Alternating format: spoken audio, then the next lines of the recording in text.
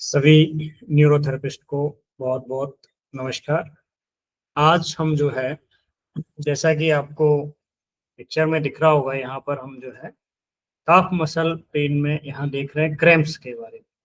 आज हम थोड़ा सा क्रैम्प्स के बारे में समझेंगे, ये क्या होता है, क्यों होता है और इससे बचने के क्या क्या उपाय हो सकते हैं। सो क्रैम्प्स जो है एक सामान्य समस्या है जिससे अक्सर काफी सारे लोग पीड़ित रहते हैं। लगभग हर एक इंसान जो है जीवन में कभी न कभी क्रैम्प से परेशान होता है।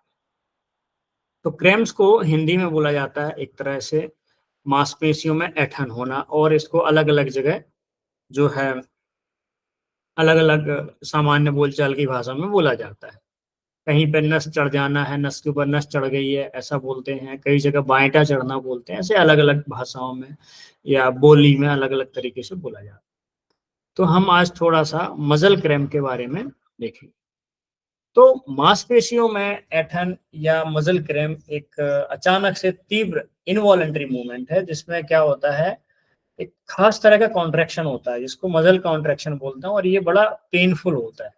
लेकिन ये स्थायी नहीं होता, ये अस्थायी तौर पर होता है, यानी कुछ देर रहेगा, पर कभी-कभी यह 1 से 2 घंटे भी रह सकता है और इसका दर्द बहुत असहनीय होता है। इसीलिए इसे जो है मांसपेशी में खिंचाव या मरोड़ भी कहा जाता है।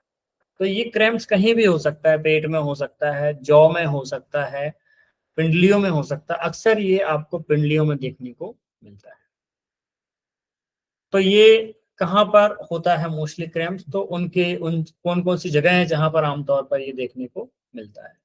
तो आमतौर पर ये जो है काफ्स में, जो हमारे काफ मसल होते हैं जिनको पिंडलियाँ बोला जाता है, उनमें ये होता है। और खासकर ये जो है रात के समय होने वाली ऐंठन होती है जिसको नॉकटर्नल लेग क्रैम्प्स बोला जाता है। तो ये रात के समय में क्रैम्प्स आता है।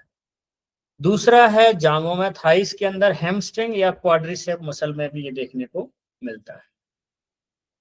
फिर पैर के तलवे, फीट और टोज में भी किसी-किसी को अक्सर हम देखते हैं जब हम पेशेंट का ट्रीटमेंट करते हैं, कभी-कभी उनकी उँगलियाँ कट जाती हैं, तो ये फीट और टोज में भी देखने को मिलता है।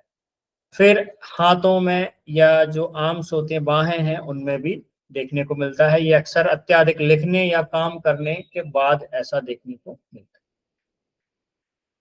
फिर पेट में जो है पेट की मसल में क्रैम्प्स आता है। अक्सर ये जब लूज मोशन होने के बाद या फिर पेट में किसी तरह का इन्फेक्शन हो, तब ये पेट में जो है एब्डोमिनल क्रैम्प्स देखने को मिलते हैं।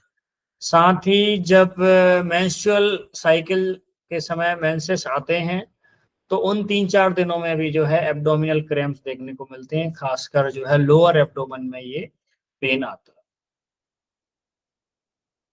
तो इसके मुख्य कारण क्या है? तो एक जो है मेन जो कारण होता है, वो है डिहाइड्रेशन। अगर शरीर में पर्याप्त पानी की कमी होने पर जो मसल होते हैं वो सेंसिटिव हो जाते हैं। तो डिहाइड्रेशन की वजह से मांसपेशियां जो होती हैं वो सेंसिटिव हो जाती हैं।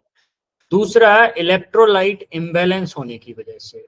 तो शरीर में सोडियम, पोटेशियम, कैल्शियम और मैग्नीशियम, ये 4 तो मुख्य जो है इलेक्ट्रोलाइट हैं, बाकी और भी हैं, पर इन 4 की वजह से मुख्य रूप से जो है ये मसल क्रैम्प्स होता है। तो ये जो इलेक्ट्रोलाइट हैं या खनिज हैं, ये क्या करते हैं, मसल के कॉन्ट्रैक्शन एंड डायलेशन, यानी रिलैक्सेशन, कॉन्ट्रैक्शन और रिलैक्सेशन को कंट्रोल करते हैं। तो इनकी मात्रा कम या ज्यादा होने से जो है मसल क्रैम्प आ जाता है। फिर अत्यधिक उपयोग या थकान की वजह से, अगर आप ज्यादा जोरदार लंबे समय तक खूब व्यायाम करते हैं, और खासकर जब आप इसके अभ्यस्त ना हो, जैसे कोई पहले पहले दिन गया जिम में, खूब जबरदस्त उसने एक्सरसाइज की, तो उसकी वजह से जो है उसको क्रैम्प आते हैं या फिर मसल में पेन आ जाए। फिर कोई मांसपेशी में खिंचाव आ जाए, मसल में जो है खिंचाव आ जाए किसी तरह का, तो वो क्यों आता है? जब आप व्यायाम से पहले वार्म अप नहीं करते हैं या अचानक से कोई वजन वेट लिफ्ट कर लिया तो क्रैम्प आ जाता है। ये अक्सर आपको देखने को मिलेगा। नए नौजवान जो होते हैं वो जब हैवी वेट लिफ्टिंग करते हैं तो कमर में मसल कैच हो जाता है, तो उसकी वजह से हो सकता है। फिर पुअर ब्लड सर्कुलेशन, अगर जो है पुअर ब्लड सर्कुलेशन हो, यानी कि कम रक्त संचार हो किसी खास मांसपेशी में, तब भी जो है ये प्रॉब्लम आ सकती है। तो मांसपेशियों तक पर्याप्त ऑक्सीजन और न्यूट्रिशन ना पहुंचने के कारण भी क्रैम्प्स आते हैं, जैसे कि पीएडी डिजीज, जिसमें पेरिफेरल आर्टरी डिजीज होती है। ठीक। फिर लंबे समय तक एक ही स्थिति में रहना, अगर आप जैसे देर तक बैठे रहते हैं या सोते समय पैरों को अजीब सी स्थिति में रखे रहते हैं, एक तो मसल पर एक खास तरह का खिंचाव पड़ता है, जिससे जो है वहां भी क्रैम्प आ सकता है। और कुछ मेडिकल कंडीशन होती है, जैसे प्रेगनेंसी, डायबिटीज, किडनी रोग और थायराइड की समस्याएं, इन डिजीजेस के पेशेंट को कॉमनली ये चीज होती है। और कुछ दवाओं के वजह से भी ये देखने को मिलता है, जैसे कि डाईयूरेटिक्स, ऐसी दवाइयां जिनसे यूरिन ज्यादा आती है, तो डाईयूरेटिक जो दवाएं होती हैं उनकी वजह से भी ये हो सकता है। स्टेटिन्स है, डाईयूरेटिक्स है।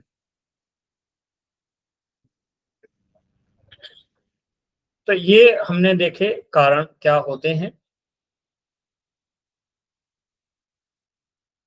अब अगर ये हो जाए तो तुरंत रिलीफ के लिए क्या करना है, तो एक, जब हम न्यूरोथेरेपी के कोर्स में थे तो उस समय हम लोगों को सिखाया गया था कि जब भी आपको मसल क्रैम्प हो तो एक तो ये चीज करना चाहिए कि सीधा आप जो है खड़े होकर थोड़ी देर आप चलिए, तो उससे आपको आराम मिलेगा। पर उस समय दर्द इतना ज्यादा होता है कि ना तो पैर मोड़ा जाता है ना सीधा किया जाता है।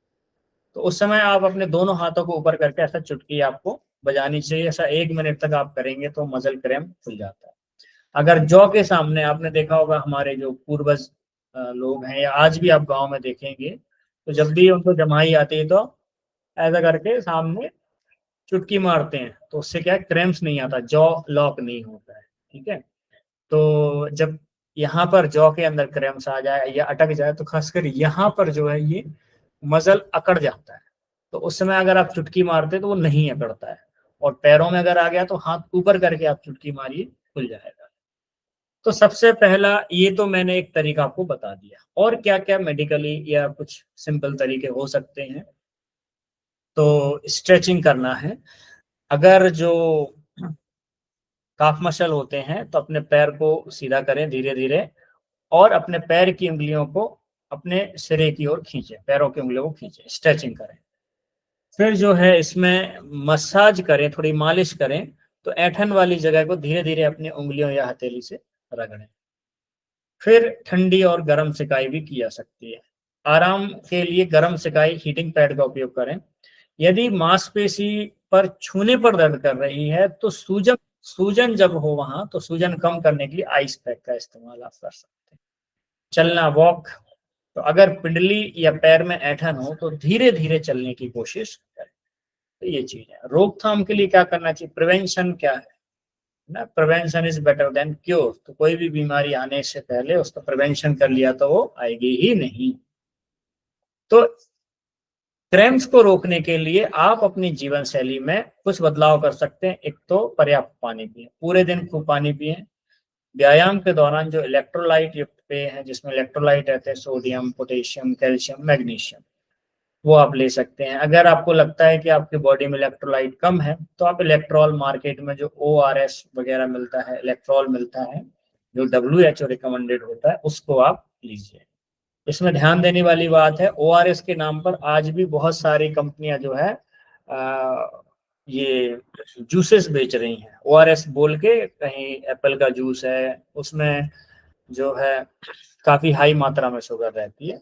तो जो WHO रिकमेंडेड ORS है उसमें फिक्स डोज रहता है, शुगर का है, नमक का है, जो भी इलेक्ट्रोलाइट्स होते हैं। फिर अपने खाने में जो है, आपको देखिए मैंने 4 आपको बताया, पोटेशियम, मैग्नीशियम, कैल्शियम और सोडियम। तो सोडियम के लिए आप नमक ले सकते हैं, पोटेशियम के लिए केला और शकरकंदी, मैग्नीशियम जितने भी हमारे नट्स, बीज या ड्राई फ्रूट होते हैं उनमें मैग्नीशियम पाया जाता है, हरी पत्तेदार सब्जियां। और कैल्शियम से भरपूर आहार लेना चाहिए। तो कैल्शियम जैसे दूध में है, दही में है, मूली में है, प्याज में है, इन ऐसे आहार लीजिए जिसमें कैल्शियम रहता है। फिर जब भी आप व्यायाम करें तो स्ट्रेचिंग आप पहले करें, वार्म अप करें, उसके बाद स्ट्रेचिंग करें, फिर अपना शुरू करें। तो रात को सोने से पहले पिंडलियों और पैरों को स्ट्रेच करें, खासकर अगर आपको रात में जो है क्रैम्प्स आते हैं। और सही जूते पहने, ऐसे जूते पहने जो आपके पैरों को ठीक से सहारा दें। अब जैसे हाई हील आप अगर पहन लेते हैं तो उससे पिंडलियों पर खिंचाव आता है, जिससे जो है क्रैम्प्स आ सकते हैं ऐसे लोगों, क्योंकि लंबे समय तक खड़े रहना है तो एक खास तरह का प्रभाव वहां पड़ता है।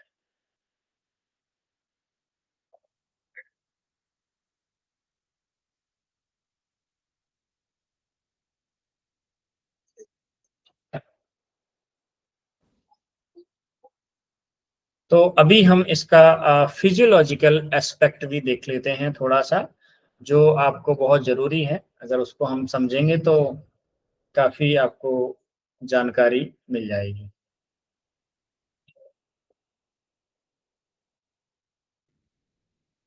सो मसल क्रैम्प की फिजियोलॉजी अगर देखें तो मांसपेशियों में जब क्रैम्प होता है तब आपकी इनवॉलेंट्री रूप से जो है मसल कॉन्ट्रैक्ट हो जाते हैं और वह रिलैक्स की स्थिति में वापस नहीं आ पाते हैं।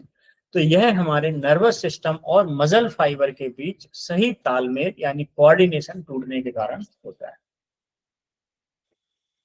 सो न्यूरोलॉजिकल बेसिस पर अगर हम क्रैम्प्स को समझें, सो मसल के कॉन्ट्रैक्शन एंड रिलैक्सेशन के लिए नियंत्रित करने वाले दो मुख्य प्रकार के न्यूरॉन्स होते हैं।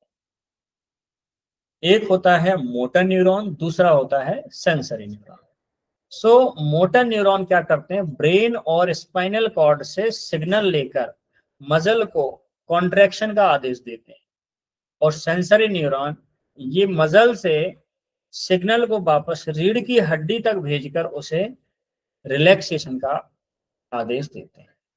तो जब क्रैम्प आता है तो मोटर न्यूरॉन हाइपर एक्साइटेबल हो जाते हैं, यानी अत्यधिक उत्तेजित हो जाते हैं, जिसका मतलब है कि वे बार बार मसल को सिकड़ों का आदेश देते हैं कि भाई सिकड़ो, क्योंकि वहां से सिग्नल मिल रहा है, हाइपर एक्साइटेबल हो जाते हैं। तो ऐसा बार बार सिकोड़ने का आदेश देते हैं। साथ ही सेंसरी न्यूरॉन की तरफ से आने वाले जो रिलैक्सेशन यानी विश्राम के संकेत है वो कमजोर पड़ जाते हैं, जिससे मांसपेशी का संकुचन अनियंत्रित या अनकंट्रोल्ड हो जाता है। इसमें मुझे थोड़ा सा एक और चीज ऐसा लगता है कि जैसे जब हम रात में गहरी नींद में होते हैं, अगर हम किसी खास तरह का सपना देख रहे हैं या अपन बहुत थकावट में सोए हुए हैं, तो कहीं ना कहीं ये ब्रेन जो है ठीक ढंग से रिलैक्स नहीं है। अगर वो ठीक ढंग से रिलैक्स नहीं है तो इस सिग्नल में गड़बड़ी हो सकती है। अब वो सिग्नल में गड़बड़ी का कारण जैसे मैंने इलेक्ट्रोलाइट तो बता ही दिया है, या वहां पर स्टिफनेस हो, वो भी एक बड़ा कारण है। तो ब्रेन का रिलैक्सेशन नहीं होने से भी ये प्रॉब्लम हो सकती है, ऐसा मुझे लगता है। तो क्योंकि यहाँ पर देखिए मोटर न्यूरॉन उसको एक्साइटेड है, वो एक्साइटेड होने का कुछ भी कारण हो सकता है, तो बार बार वो कॉन्ट्रैक्शन के लिए मैसेज भेज रहा है। लेकिन सेंसरी न्यूरॉन जो रिलैक्सेशन के लिए मैसेज भेज रहा है, वो रीढ़ की हड्डी तक जो भेजते हैं उसको रिलैक्सेशन करने के लिए, उसके सिग्नल कमजोर पड़ जाते हैं, तो मांसपेशी जो ऐड जाती है उसमें वो जो है क्रैम्प आ जाता है। तो प्राइमरी फिजियोलॉजिकल कॉजेज के अंतर्गत अगर देखें तो उसमें वही है इलेक्ट्रोलाइट इम्बैलेंस और डिहाइड्रेशन, ये एक मेन कारण होता है। अब डिहाइड्रेशन बहुत सी वजह से हो सकता है, जैसे ज्यादा पसीना आना, एक्सरसाइज आना, पानी कम पीना, ये सब चीजें। फिर मसल फाइबर की जो सेल्स होती हैं वो अनस्टेबल हो जाती हैं या फिर ओवर एक्साइटेड हो जाती है, जिससे अचानक कॉन्ट्रैक्शन आ जाता है।